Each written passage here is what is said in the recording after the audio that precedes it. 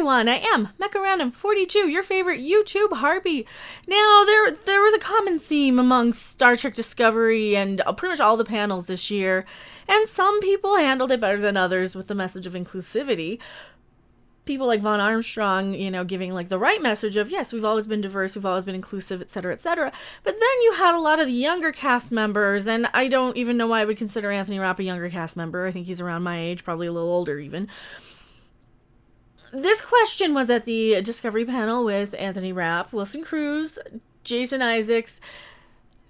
No, this wasn't Jason Isaacs. Doug Jones, Mary Weissman, Wilson Cruz, Anthony Rapp were at this panel. I got my panels confused. And now Wilson Cruz was asked a question about diversity and all this stuff, and his answer was, yes, this is the first time he's worked with black female directors. Most of the time you don't. And I, for the record, I am 1000% in allowing anybody the opportunity, if they're qualified, to do a job. And we need to make it more so that people of all walks of life and all classes and all shades can do the jobs that they want to and are talented at, as long as they have the talent and skill necessary. And I know you're going to say, a lot of people aren't given an opportunity. That's not necessarily true anymore, despite what people might think. Now, of course, Wilson Cruz has said this is the first time he's worked with a female black director on something. What Anthony Rapp said to add to this is kind of where we're headed today. So let me pull this up. Now, you guys did say I should subtitle it, so we're gonna try my best to pop the subtitles up here.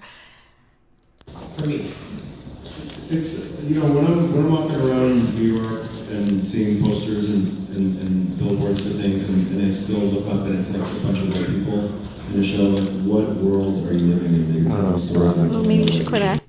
A bunch of white people on a show. What world are you living in? Or a billboard.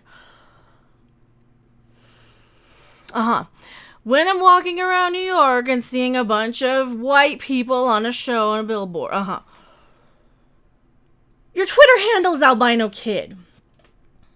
Right? Your Twitter handle is Albino Kid. If you don't... Yeah, you could totally hear the grumbling in the background. Do you want to quit acting? Is that what you're telling me? That, you want to... That you don't exist? I'm kind of confused at the message here. Your Twitter handle is Albino Kid. You're not of color, quote unquote. What exactly is your message? Now I agree. We need to definitely have some sort of realistic mix of people that you would realistically work with, and in the future, what the crap does it matter? If the only interesting thing is the color of a person's skin, you need to grow a personality. I get really, really tired of this. I don't care what color people's skin are. I watch shows with aliens, for crying out loud, right? We're past this stuff. And like they were saying, there's clearly like an older Star Trek actor versus newer Star Trek actor sort of divide of, a lot of the older people are like, hey, what about us? What about us? I really wish I was, I could find this clip. Wilson Cruz crashes the doctor's panel because he wasn't supposed to be there. Something happened, I guess, I think something happened with his husband, boyfriend, or something where he had to go somewhere, and Wilson couldn't make it because of the flight or something. And he crashed the doctor's panel. He's like, hey, I'm the first this, we're the first this. And Dr. Phlox, John Billingsley, pipes in and is like, hey, I was the first bisexual character. I had all of these husbands and wives. So clearly, it's like these newer actors are just shoving the older ones out of the way. Von Armstrong on the panel, or it wasn't a panel, it was the concert, Rat Pack concert at the end. His diversity speech was more about inclusivity rather than tearing people down.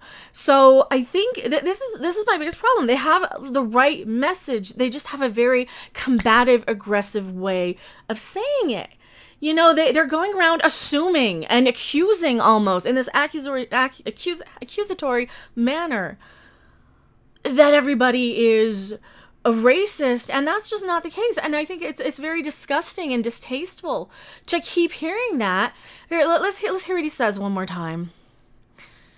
I mean, it's when I'm walking around New York and seeing posters and billboards for things, and I still look up and it's like a bunch of white people in the show. It's like a bunch of white people. What world are you living in? What world are you living in? I'm living in a world where people count the color of people's skin like it matters. I don't care what color you are. Just give me a good show. Quit assuming that everybody in your audience is a racist. And Jason Isaacs did this as well. And I wish I could find that. There's so much to cover and comb through with this convention, and people sending me things and clips. Jason Isaacs comes out and says your president is an ist with the R in front of it.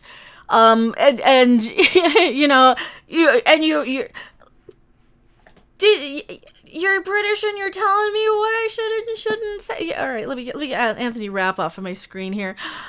Boop. I don't want to go up to a Star Trek panel and have you guys assume I'm one thing or another, like it's any of the actors' business, and B, relevant to a Star Trek convention. Now that was the other thing, and it's in here. Wilson Cruz, who plays Dr. Culber on the show, on this panel did come out and say, hey, can we have a moment of silence? Which is amazing. Yes, please have a moment of silence at a convention for a very recent tragedy that just happened like that weekend. And he's talking about a shooting. When that ended, though, the moderator tried to pull it back to entertainment, and Wilson did try and come in and give us a diatribe on gun control.